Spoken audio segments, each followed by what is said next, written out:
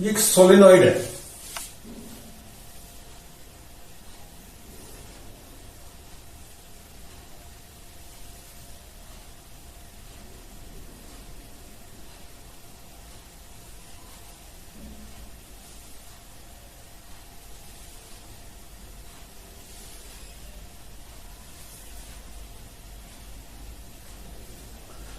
इसमें मान लो I current जा रहा था,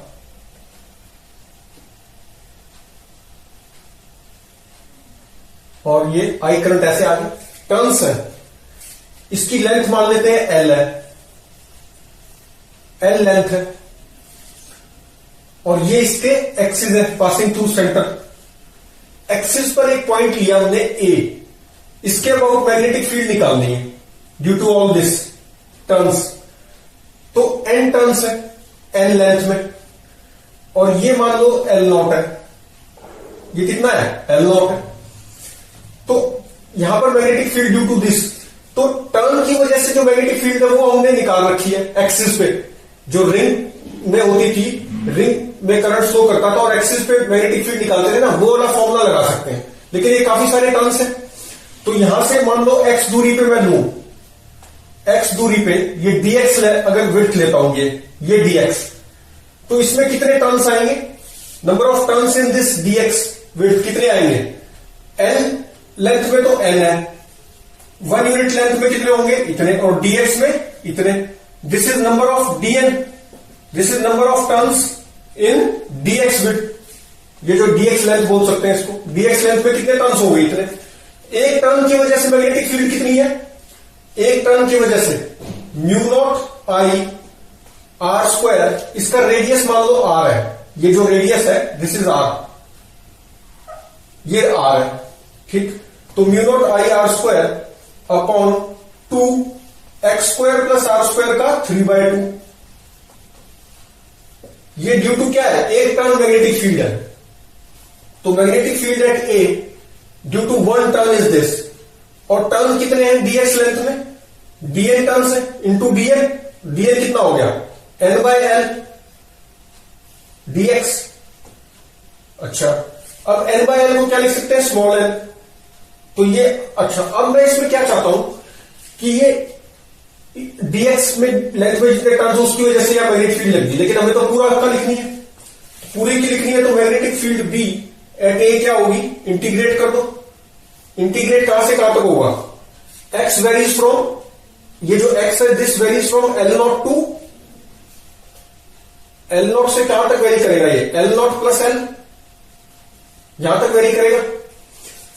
अब इसमें अगर मैं x की बजाय यहां से अगर मैं देखूं, ये एंगल मान लो, ये लास्ट जो है ये बना रहा है मेरा अल्फा एंगल, या बीटा मान लो इसको, दिस एंगल इज बीटा। अच्छा, ये वाला जो फर्स्ट है यहां पर ये कितना एंगल बना रहा है? दिस एंगल इज अल्फा, ये एंगल अल्फा है। ये फर्स्ट वाले टर्न और लास्ट वाला टर्न कितने एंगल बना रहे हैं? बीटा से लेके अल्फा, ये बीटा बना रहा है और ये अल्फा बना रहा है यहां पर। तो मैं बीटा और अल्फा की टर्म्स में, मतलब थीटा में चाहता हूं, मैं एक्स वेरिएबल को हटाना चाहता हूं। तो एक्स में और थीटा में रिलेशन क्या है? अगर ये एक्स है, अगर ये एक्स है, तो यहां पर मतलब x क्या है? ये x हुआ, ये x हुआ ना, ये x लिया मैंने, दिस इज x, ये dx माना था।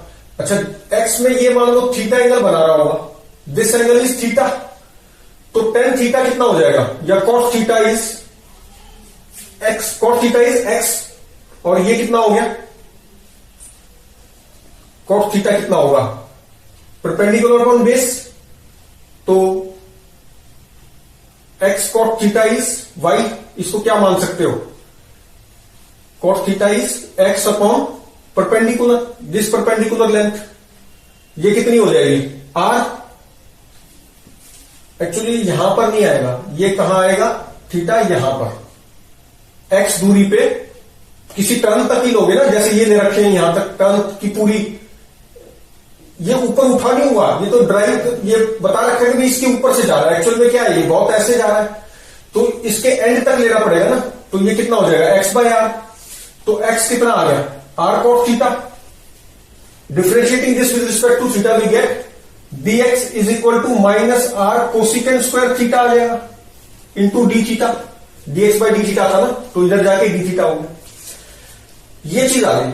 अच्छा, dx को मैं ये लिख सकता हूं, और इसमें कांस्टेंट टर्म क्या है, mu naught I R square by 2 n by L को मैं स्मॉल n मान लेता हूं। ये क्या है, small n, number of turns per unit length, n dx। तो n बाय एल को क्या लिख दूं, n dx। तो क्या बन गया, B A, magnetic field B at ए। अच्छा, कांस्टेंट टर्म है ये, तो mu naught I R square upon 2, ये तो बाहर आ गया। अच्छा, n भी बाहर आ गया, n भी कांस्टेंट था। अब क्या आ जाएगा, dx की जगह क्या लिख दूं, माइनस आर, माइनस इधर लिख दिया मैंने, minus are cosecant square theta d theta, ये dx की जगह लिख दिया। अच्छा, upon x square plus R square की होल की पावर 3/2। तो यहां से x क्या लिख दूं, R square cot square theta, तो आर स्क्वायर कॉमन ले लिया, 1 प्लस कॉट स्क्वायर थीटा हो गया, और ये सारे का कितना है, 3/2 है। तो 1 plus cot square is cosecant square, और स्क्वायर से स्क्वायर कैंसिल, तो आर क्यूब बन गया, आर क्यूब। और ये कोसिकेंट कितना बन जाएगा, कोसिकेंट स्क्वायर था ना, वो भी 2 से 2 कैंसिल, तो कोसिकेंट क्यूब थीटा आ गया। फिर उसके बाद कितना हो गया, अच्छा ये आर स्क्वायर और आर कट जाएगा आर क्यूब से, कोसिकेंट स्क्वायर पूरा कट जाएगा, एक कोसिकेंट थीटा बचेगा नीचे। तो कितना आ गया, magnetic field B at A is equal to mu naught I N by 2, और ये आ गया माइनस ऑफ, अच्छा लिमिट्स तो लिखी नहीं, लिमिट्स कहां से कहां जाएगी, एल नॉट। ये जब एल नॉट है तो ये लिमिट कितनी है, एल नॉट। एक्चुअल में ये जो है ना टर्न, ये हम यहीं से ले रहे हैं, इसको ऐसे कर लो, ऐसे कर लो कि ये पूरा टर्न से ही लेंथ शुरू हो रही है। इसी तरह ये बड़ा मत करो, पूरी इससे ही यहां शुरू हो रही है, ऐसे मान के करना है। तो ये एल नॉट ही अल्फा था, तो यहां पर ये कितना है, अल्फा। तो एल नॉट जब है तो एंगल कितना है, अल्फा, और जब एल नॉट प्लस एल है ये वाली लेंथ, तो एंगल कितना है, बीटा, तो अल्फा से बीटा। अच्छा, तो ये कितना हो गया, माइनस कोसिकेंट थीटा ऊपर जाके साइन थीटा हो गया, कितना आ गया, ये लिमिट्स यहीं पे लिख सकते हैं, ये वाली अल्फा और बीटा, ये क्या हो जाएगा, अल्फा और बीटा। तो कितना आ गया अब ये, mu naught I N upon 2, और साइन थीटा पे integration cos theta, sine theta की इंटीग्रेशन माइनस कॉस थीटा, तो माइनस माइनस प्लस, तो कॉस लिमिट्स पुट करेंगे तो cos beta minus cos alpha आ जाएगा, ये आ गया। ये क्या आ गया, magnetic field at A, axis पे ही ना, एक्सिस पे ही, एक्सिस क्या है, सेंटर से पास हो रहा है, वहां पर एक्सिस पे मैग्नेटिक फील्ड एट ए क्या है, ये। अच्छा, अब अगर मैं सेंटर में जानना चाहता हूं, मैग्नेटिक फील्ड में चाहता हूं सेंटर में पता हो कितनी है, सेंटर क्या होगा यहां पर, तो फिर से अगर डायग्राम बनाऊं तो सेंटर पे भी जानना चाहता हूं, एंड पॉइंट्स पे भी जानना चाहता हूं कितनी है।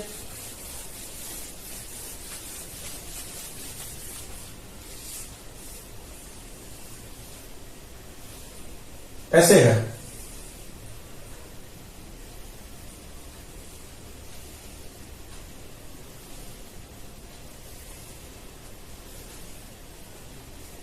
तो एंड अगर मिड पॉइंट पे जानना चाहता हूं तो कैसे पता चलेगा, अब एंगल मैं जानता हूं कैसे लेने हैं, ये हो गया एक्सिस, एंगल मेरा बीटा कितना होगा, इस पॉइंट तक, ये वाला बीटा है,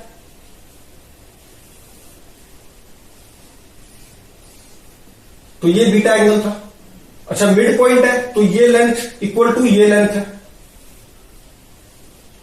तो और ये कितना हो जाएगा, ये भी बीटा, क्योंकि this length equal to this length है, तो ये भी बीटा ही होगा, मिड पॉइंट है ना, तभी तो मिड पॉइंट होगा जब ये इक्वल टू ये हो, तो ये बीटा है। अच्छा, अल्फा क्या होता है मेरा, ये वाला एंगल, ये एंगल कितना है, 180 माइनस बीटा, ये क्या है, अल्फा, और ये बीटा है। तो फॉर्मूले में अगर पुट करें तो क्या आ जाएगा, mu not magnetic field at A, mid point अगर मैं ले रहा हूं ए को, मिड पॉइंट ऑफ सोलेनॉइड, तो कितना हो गया, mu naught I N by 2 cos beta minus cos 180 minus beta आएगा। 180 माइनस बीटा मतलब माइनस कॉस बीटा तो प्लस कॉस बीटा, तो 2 कॉस बीटा हो गया। 2 से 2 कैंसिल हो गया तो कितना आ गया, म्यू नॉट आई एन, यही आ गया। तो मिड पॉइंट पे कितनी है magnetic field, mu naught I N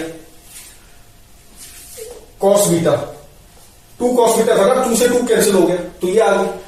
अच्छा, अब जनरली क्या होता है क्वेश्चंस में और जो हमें दिया जाता है ना, वो थिन आइडियल सोलेनोइड दिया जाता है। आइडियल सोलेनोइड का क्या मतलब होता है, थिन सोलेनोइड। थिन सोलेनोइड का क्या मतलब होता है, L is very very greater then R। जो ये रेडियस है ना R, इससे L बहुत बड़ा है। L जो है लेंथ ऑफ सोलेनोइड है, तो L बहुत बड़ा होगा तो ये थिन हो जाएगी, ये बहुत बड़ा हो जाएगा एज कंपैरिजन टू R। तो ये थिन सोलेनोइड होती है। जब भी क्वेश्चन में कुछ नहीं गिवन सोलेनोइड दे रखा तो हम क्या मान लेंगे कि थिन सोलेनोइड है। तो बेसिकली फॉर्मुले हमें थिन सोलेनोइड के लिए लर्न होने चाहिए। पता तो पूरा होना चाहिए सोलेनोइड का, लेकिन थिन सोलेनोइड के लिए लर्न होने चाहिए क्योंकि वही यूज होने हैं। आइडियल सोलेनोइड ही क्वेश्चन में दिया जाएगा। तो आइडियल सोलेनोइड होगा L is very very greater then R होगा। अगर L बहुत बड़ा है तो ये क्या होगा, बीटा टेंड्स टू क्या हो जाएगा, ये जो मिड पॉइंट पे हम देख रहे हैं, अगर L बहुत बड़ा है R से तो L/2 भी अच्छा खासा बड़ा होगा। तो ये कितना हो जाएगा, बीटा टेंड्स टू 0 हो जाएगा। Beta tends to 0 for ideal solenoid. Ideal solenoid के लिए क्या होगा, बीटा टेंड्स टू 0। तो बीटा टेंड्स टू 0 होगा। अगर ये पॉइंट मान लो यही ए मैं यहीं पर लेता हूं और ये थिन है तो बीटा क्या होगा, टेंड्स टू 0 होगा। बहुत बड़ा है ना ये, और R छोटा है तो बीटा टेंड्स टू क्या होगा, 0। तो ये कितना आ गया,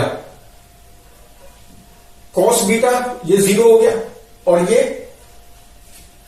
अल्फा कितना हो जाएगा, ये कितना हो गया 180 माइनस बीटा भी 0, तो ये 180 cos 180 minus minus minus plus, तो mu naught I N by 2 आ जाएगा। Mu naught I N by 2 आ जाएगा।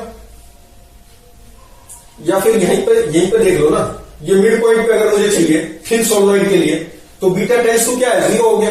तो ये कितना बन गया, म्यू नॉट आई एन। तो मिड पॉइंट पे कितना आ गया, म्यू नॉट आई एन। अच्छा ठीक, ये मिड पॉइंट का हमने यहां निकाल दिया ना, मिड पॉइंट का नॉर्मल के लिए। कोई भी नॉर्मल सोलेनोइड का एक फॉर्मूला था, तो नॉर्मल सोलेनोइड के लिए हमारा मिड पॉइंट पे ये आ गया। अब बीटा टेंड्स टू क्या है, 0। तो बीटा टेंड्स टू 0 होगा तो ये क्या बन जाएगा, म्यू नॉट आई एन। अच्छा, और एंड पॉइंट पे अगर देखना है मुझे, तो एंड पॉइंट पे अगर देखना है तो इस पॉइंट पे देखना है मुझे मैग्नेटिक फील्ड। तो अगर इस पॉइंट पे देखनी है तो ये तो अल्फा तो क्या हो गया, 90 डिग्री हो गया। और ये क्या हो जाएगा, बीटा, ये बीटा हो गया।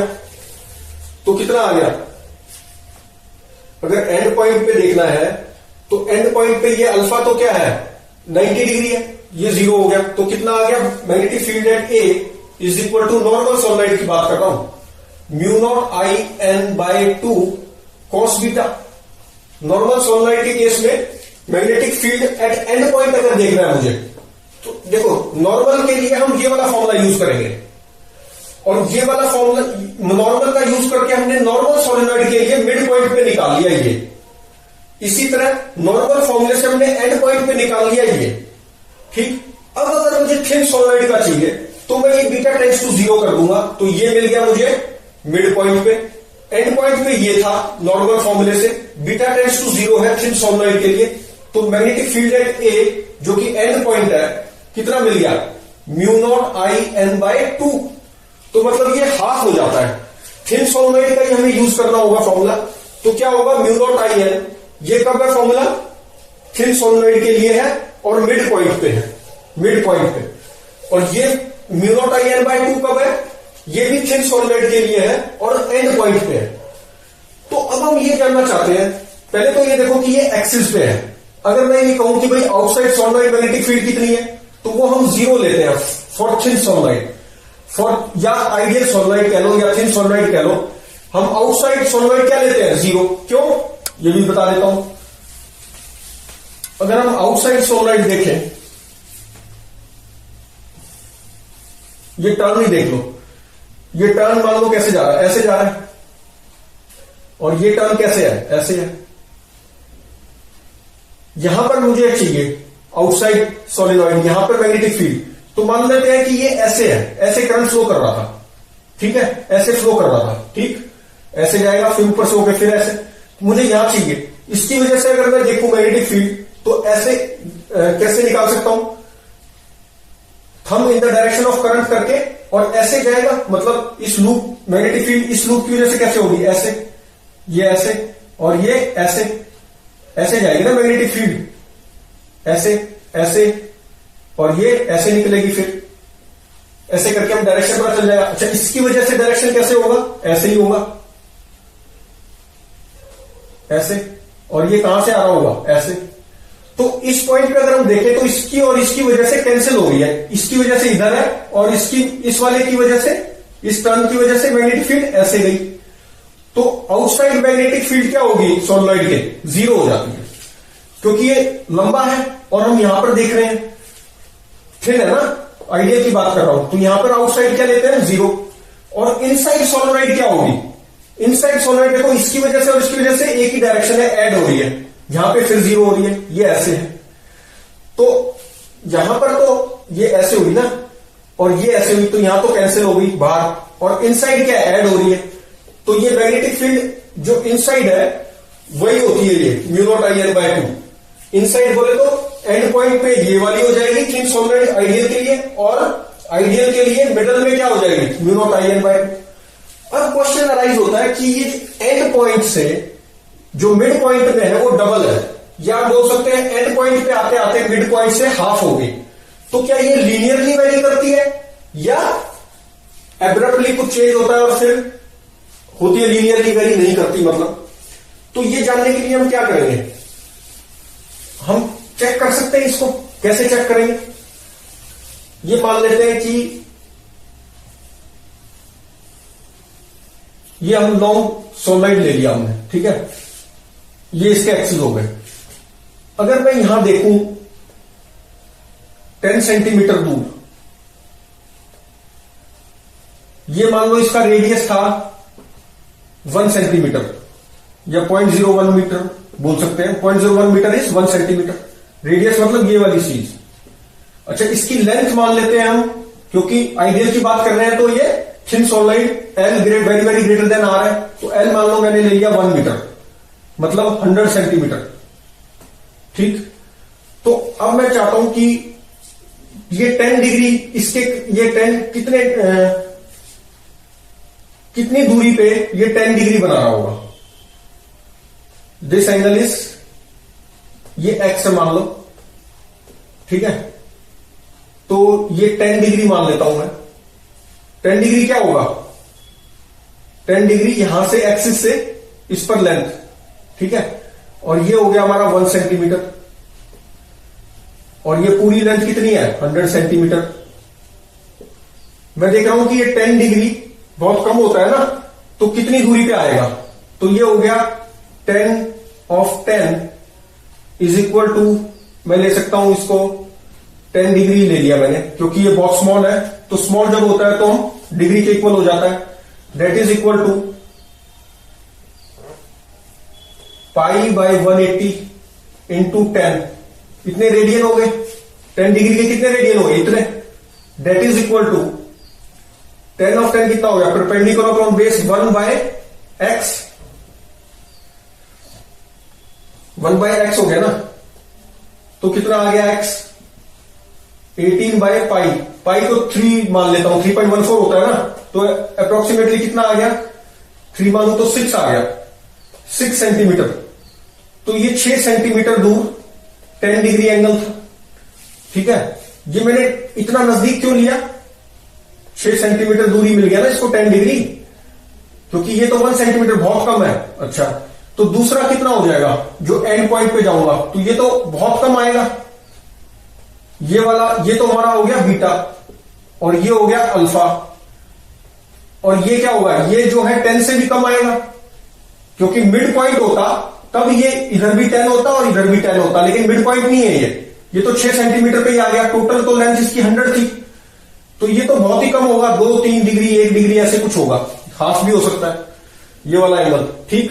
तो अल्फा कितना हो गया, nearly 180, nearly 180 degree, alpha is nearly 180 degree, और बीटा हम नियरली 0 डिग्री मान लेते हैं। तो अगर फॉर्मूला लगाऊं मैं यहां पर B at x centimeter from end point, तो कितना आ रहा है, mu naught N I upon 2 cos beta. Cos beta कितना हो गया, बीटा इज ये 0 ही मान लिया मैंने नियरली, माइनस कॉस अल्फा ये भी 180 हो गया, तो कितना हो गया ये म्यू नॉट एन आई आ गया ना, 1 माइनस ऑफ -1 इज +1, तो 1 और 1 2 2 कैंसिल, म्यू नॉट एन आई। तो x सेंटीमीटर, ये देखो एंड पॉइंट से बहुत नजदीक है, तो एंड पॉइंट से बहुत नजदीक है, ये चीज मैं यहां भी मान सकता था, तो एंड पॉइंट से बहुत नजदीक है, इसका मतलब 6 सेंटीमीटर दूर ही, 6 सेंटीमीटर दूर भी कितना है, नियरली, क्योंकि मैंने अप्रोक्सीमेशन लिए ये नियरली थे ना, तो नियरली 6 सेंटीमीटर दूर भी मिड पॉइंट वाला ही है, बहुत कम चेंज हुआ है मिड पॉइंट से। मिड पॉइंट पे होते हैं ना magnetic field, mu naught I N, ये मिड पॉइंट पे होती थी, तो अब ये एंड पॉइंट से थोड़ा 6 ही सेंटीमीटर दूर भी मुझे नियरली उतनी ही मिल रही है, तो हम इसलिए पूरी सॉलिनॉइड के लिए आइडियल सॉलिनॉइड के केस में क्या मान लेते हैं, जो मिडल वाली है, हम एक्सिस पर वही मान लेते हैं। क्यों, क्योंकि ये सिर्फ 6 सेंटीमीटर के अंदर हाफ हो जाती है, तो इसका मतलब लाइन कैसे जा रही होगी, मैग्नेटिक फील्ड लाइंस कैसे जा रही होंगी, यहां पर जाकर चेंज हो रही होंगी, ये हम कांस्टेंट मान लेते हैं ऐसे, यहां पर जाकर जहां तक हम कांस्टेंट मान लेते हैं ऐसे ऐसे ऐसे, ठीक है। अगर मान लो करंट ऐसे फ्लो कर रहा था तो मैग्नेटिक फील्ड कैसे हो जाएगी, ऐसे, अगर ऐसे फ्लो कर रहा है, ठीक, क्योंकि ऐसे हो जाएगी ना, ठीक है। तो यहां तक हम कांस्टेंट मानते हैं, यहां से मोड़ देते हैं, क्योंकि ये बहुत छोटे से एंड पॉइंट के बहुत थोड़े से डिस्टेंस में ये हाफ हो जाती है, ये हमने प्रूव भी कर दिया। ये 6 सेंटीमीटर से पहले कितनी थी, नियरली मिडल वाली ही थी, और 6 सेंटीमीटर होते होते हाफ हो गई, क्योंकि एंड पॉइंट पे तो हाफ होती है, तो इसलिए लीनियरली वेरी नहीं करती, ये एब्रप्टली चेंज होती है when towards and point. And point पे जाते जाते बहुत थोड़ी सी दूरी में ये हाफ हो जाती है, तो इसलिए हम पूरी के लिए क्या मान लेते हैं, जो मिडल में है मैग्नेटिक फील्ड वही मान लेते हैं। तो आई होप आपको समझ में आया, और करेंगे नेक्स्ट वीडियो।